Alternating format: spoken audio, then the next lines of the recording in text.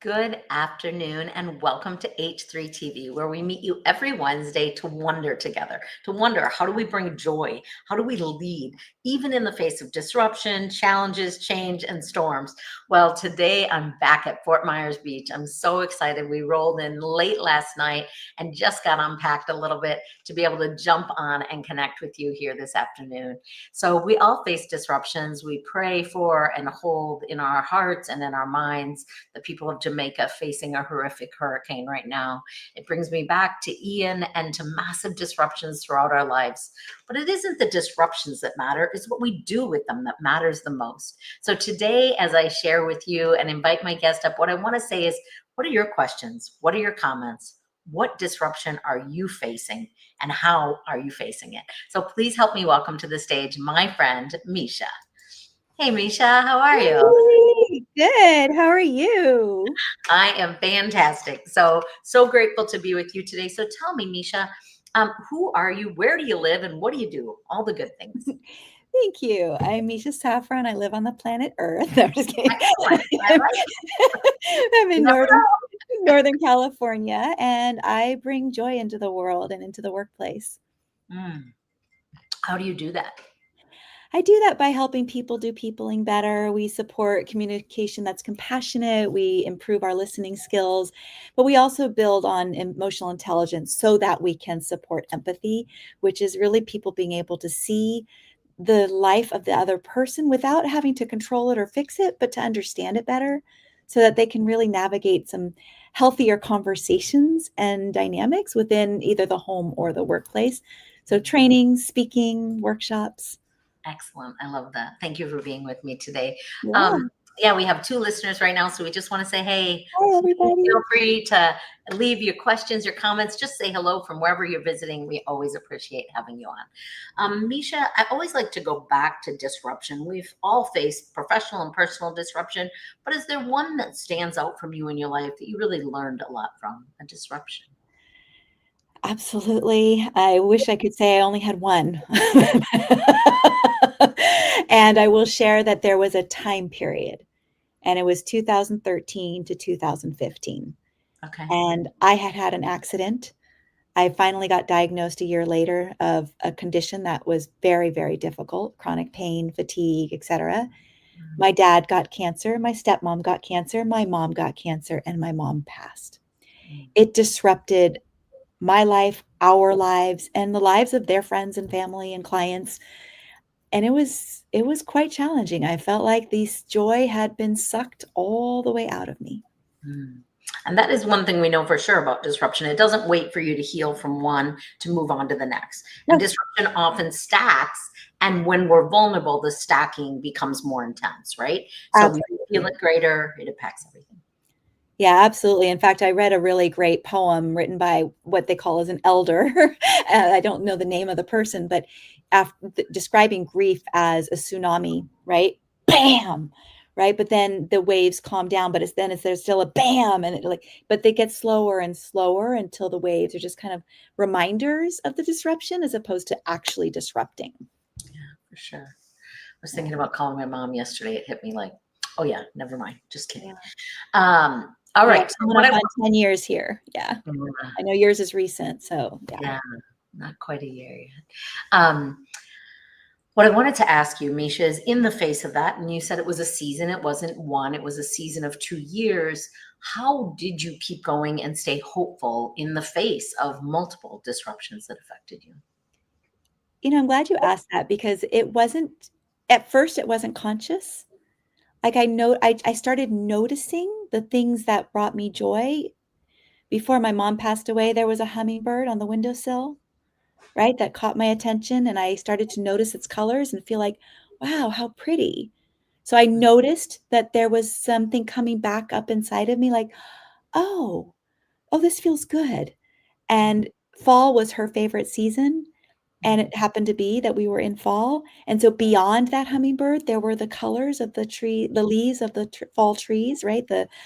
And so I think it definitely wasn't conscious at first.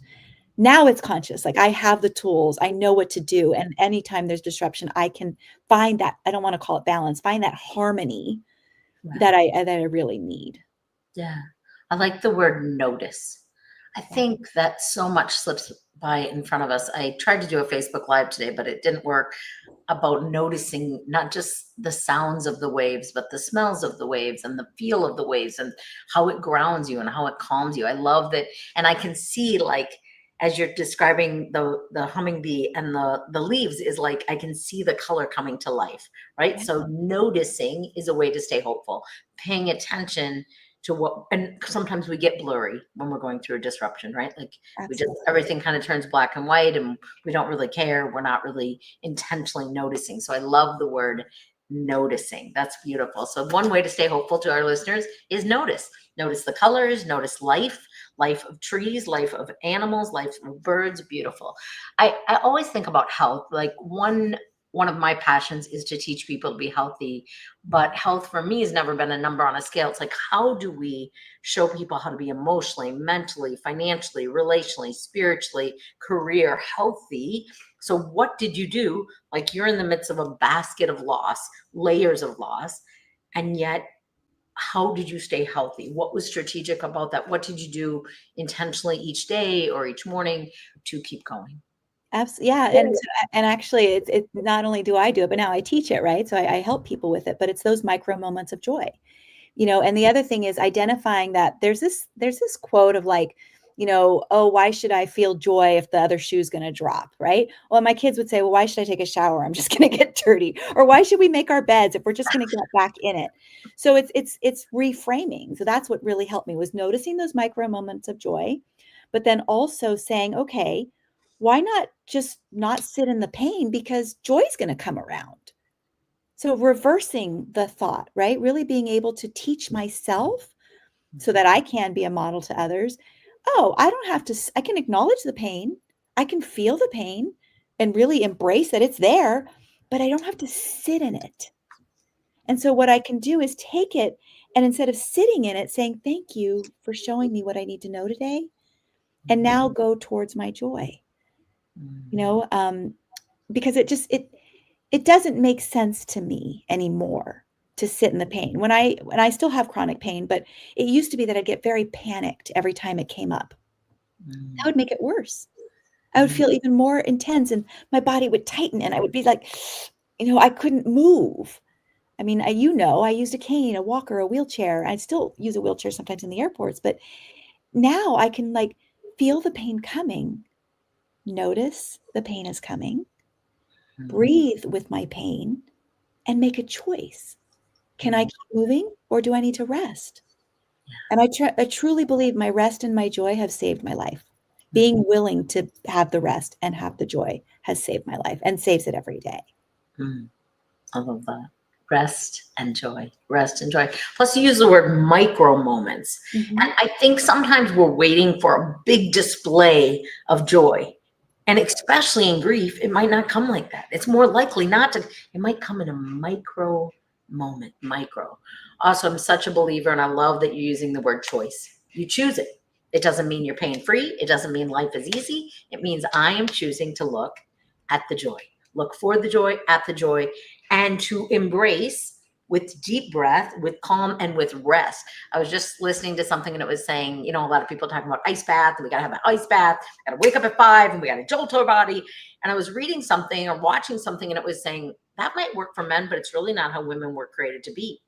In fact, instead of an ice bath, we need a nap. And Mm. instead of push through, push through, push through, we need rest, that we can be relational. And instead of thinking, I need to sell this next client, we need to remember that we get to serve that next client. And therefore, Yes. they will pay us because we have value. But you're really saying it's all about intention, it's all about joy. And you're not saying life is easy, you're saying I'm choosing joy in the midst of. Absolutely. And even if it's a moment of joy. So I really love that. I think sometimes we're like, well, what about all the things that aren't working? No, no, no. I didn't say it was perfect. I said I'm choosing joy.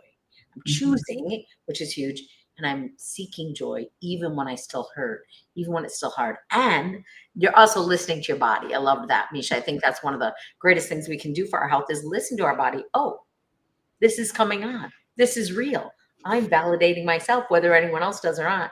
so I can rest, so I can keep serving. So you really have some great tips in there for our listeners of how to care for themselves and lower the expectation of go, go, go, right?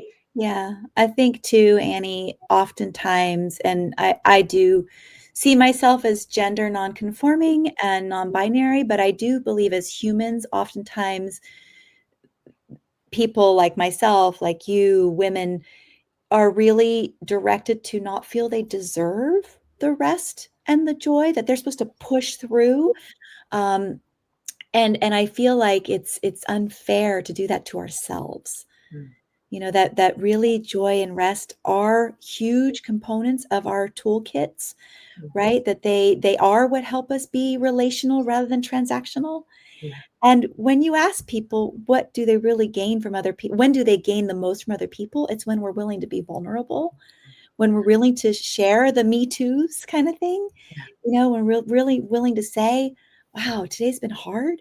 yeah, When I was a birth doula helping women birth their babies, I was the only one in the room when they would say, it hurts. And I would say, yes, it does. And everybody else is saying, you're going to be okay. Stop screaming. Like, no, it hurts. it hurts for It real. hurts, right? And so to acknowledge and not to put blame or shame on somebody saying the truth of Yeah, what they're experiencing right now, yeah, but also, I should say, and reminding it is temporary, yeah, right? Just like I don't know if you know this about me or not, but I suffer from depression. I have had suicidal ideation, and mm, I've had to constantly reframe suicide is a permanent solution to a temporary problem. mm, And reminding myself that when I feed the joy, when I feed the gratitude, my yeah. life is amazing. There's a funny joke I heard as a teacher when I was a teacher 30 years for 30 years. It was a cartoon, and it was a teacher having a conference with parents. And and it said the she said something like, my favorite day is when your child is absent. And I was like, oh my god, that's awful, right? And then there's this other cartoon. This child says to their parent, my teacher's so tricky. When I study, she gives me the easiest test, and when I don't study, she gives me the hardest test. Mm, And it's that choice. When yeah, we put the energy and the work into our joy, yeah, we feel more joy. When yeah. we put our attention into the pain, we're going to feel more pain. Yeah. What are we looking at? It expands, right? Whatever we Mhm. pay attention to. You kind of touched on this already, but I wanted to ask you, if you had any strategies that you use to stay joy filled, to find happiness, to find humor, to laugh in the face of adversity and challenges. What are some things you do? Well, the first one is laughter yoga. Oh, God. So I breathe, inhale in, and when we exhale, we laugh.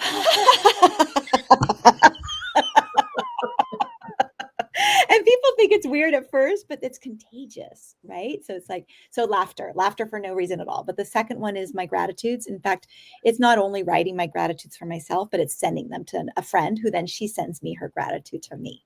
And so Mm, we get to stay in touch with each other as we go through the day. Well, through the week, I guess, because we do it once a day, but it's a regular, consistent practice. I love And I know this is going to sound like I don't care what it sounds like. Another one is when I get out of bed, I make my bed. that. Mm, And that's a huge step. And it's a reminder for me, wherever that bed is, whether I'm traveling or home or whatever, that I'm getting up today and I'm trying again because there is joy there for me. I love that. It's an intentional act that brings you happiness because you go, nope, I'm getting out of bed. I may not feel like it. That's not the question. The Yeah, question is, let's go. And look what I already did, even if I do nothing else. So that's great. absolutely. Misha, I always like to take our listeners on a journey of first, I like to know what would you have told yourself 30 years ago? What Mm. wisdom do you have now that if you could look back to a younger version of yourself, what have you learned that you would want to encourage younger listeners in years or in experience as they face different obstacles and disruptions in their life? What encouragement would you give them? So what came to mind right away, well, actually, I would say it came to heart right away, not my mind. It came to heart right away is love your true self today Mm, without waiting for other people to show you. your worth. And that way you will attract the people who love who you want to be, as opposed to trying to pretend to be someone else and then finding out 20 years later that that's not who you are and having to completely reinvent yourself. Mm, Honor, value, love who you are right now. great. And if there's something about yourself that you don't fully love, is it because somebody else said it or because you really feel like something could change Yeah. and be open to change? I like, Misha, that you're saying this because you're kind of making me laugh because you started to say something and you go, so some people, and then you're like, who cares what people think? And then that was your lesson that you're giving your younger self. And I was like, she learned her own lesson. Good job. Very nice. Very nice. I like it. Practice what I preach. Exactly. Very good. Okay, I've got another question for you. I want you to tell us about a client. I don't want you to tell us a client's name or company you worked with, but I want you to tell us about where they were when they met you and started working with you and where they are now. What has the journey been like for one of the women or men or people that you've worked with, from where you met them and where they are today? Oh, it's a great question. I am so grateful for the work that I do. So, one in particular organization that I worked for, there was a lot of bitterness, a lot of remarks behind people's backs, and a lot of challenges with their own clients, and a reference of they're difficult. Our clients are difficult. Mm, And we were able to work on the emotional intelligence and deepen the empathy as a result. And as a result of working with them, they found out that their clients were, and they already knew this, but they were willing to admit that their clients weren't just difficult, they were struggling. mm, And so they were able to then spend time with their clients in a way that felt meaningful to them, as opposed to just trying to brush them, meet them and then brush them off. They developed relationships with their own clients yeah. in a way that their clients ended up just saying, "Hey, I hope you have a great day," and keep going. There were not these hours and hours and day after day after day of clients complaining to them. Mm, And that felt amazing to me because what I found was they first saw them as difficult. They then could see them as struggling. It wasn't an excuse to treat them in a bad way, but they could empathize in a way that now they could listen to them, knowing that maybe they weren't the ones to solve their problem. yeah. But by listening and presence being their superpower, that it changed the dynamics of the relationships from this to, oh, like this. I like it. I like it. That's awesome. And also, it's such a beauty in the work we do to look back and see what could I do what I told them I could do and what has changed because of it. So I love that story for you. It's beautiful. And sometimes it's like we can't see the blind spots or fresh perspective or someone's support in the challenge can just shift the whole thing. So I love that example. Misha, I know you have a lot of wisdom and experience. I'd love for you to just give our listeners, they're facing a disruption, whatever it is, professional, personal, literal. What encouragement would you give to our listeners today? Can I tell one that's real and one that's a joke? Absolutely. I like to play. All right. Start So, with the joke. Let's okay. start with So, humor. and it's funny because it is kind of joke slash real. Okay. So, my mom made the mistake when I was a teenager. When I would be upset, she would tell me to breathe. Breathe. I'm like, I don't want to breathe. I was a teenager, right? I And understand. my boys would tell you that my cure to everything is to drink some water. Okay. I like that. Now, what's really funny, that's the funny part. What's real about it is the power in the pause, Hmm. right? When you are willing to pause and breathe, even 16 seconds, inhale, 2, 3, 4, hold, 2, 3, 4, exhale, 2, 3, 4, hold, 2, 3, 4. That pause can change so much. And then drink a glass of water because it's good for your body and your skin will look great and everybody will love being near you. But really, right? I mean, it's the power in the pause. It can change so much because our disruption can enter here and our brain takes over and our amygdala feels hijacked or whatever it is. But when we pause, we can deactivate what's going on in our nervous system and just settle it down a little bit. And then we respond rather than react to Mhm. the disruption. Yeah. Right? Well, and the truth is, I always think like when someone's upset, never say, relax, just relax. It's like, Oh, you want to relax, you relax. I think it's the worst thing you can say to someone. What if you say, do you want a drink of water? What actually happens in that, even as you were saying it, and I was kind of thinking about it, is there is a pause, there is a breath, and yeah. there is a drink. Yes. See, thank you. I'm going to tell my All of them sons in that once. you agree with me. Yeah, well, when you get all of them in once, Right. you saying to me, relax is like, why don't you relax? What's you saying to me, even breathe? I always think about when we're told to do something, we have a natural resistance. No, I tell people all the time, if you buy one of my books and you love it, please don't ever give it to someone and say, this will help you. Because nobody wants to be told they need help, even though we all need help, right? Right. But if I Absolutely. say, I loved this book, Misha, you might love it too, even though in my head I'm thinking, you need this, girl. Let me like it just changes how we respond, right? So you saying, do you want to drink water is very different than you just need to breathe. You just need to, it's Mhm. all how we frame it. So I think that's a great tip. And it's humorous, but it's also real. Like, would you like me to get you a glass of water? All of a sudden it's a service, it's an ask, it's not a tell. Like little, I wish more leaders knew that. Like, if you would just shift one or two words, people would like you much better and they would probably most likely perform better. So, anyway, You great tip. know, Thank you. and part of that is, sometimes a leader will hear something from their direct reports, right, or the people in their room, and immediately they can feel their blood pressure raising, their heart racing, whatever it is. Even if you just say, "Thank you for letting me know that," that's a pause. Mm, You may not truly believe in the thank you, but they did let you know, and now you've taken a moment to pause so that you don't fire them or bite their head off, because it could actually have been the best thing somebody was brave enough to tell you, that's right. which means you gave them the gift for being a safe person to tell you, That's right. and they're responding, not reacting. That's right. And in the thank you becomes the pause and becomes the breath, you know, Yes. and I love your formula of the four, the block. It's not mine. I can't take credit for Well, it. I know, but the showing people, because not everybody knows that, right? Like I know that, but I've never seen someone draw it on their fingers before. So it's like, oh, I like that. So yeah, I actually this weekend I was with some nurses and they were asking me, I didn't understand it at first. They're like, do you have white coat anxiety? And I was like, what? And like Oh, white coat anxiety. And I was like, I don't even know what that is, but I'm afraid of needles. So no, I wouldn't get a tattoo. I wouldn't give myself shots, or I lie about my tetanus. I got to do, I don't know. I just have, and they said, oh, you have white coat anxiety. But they were saying the more they've learned to understand, this isn't about me.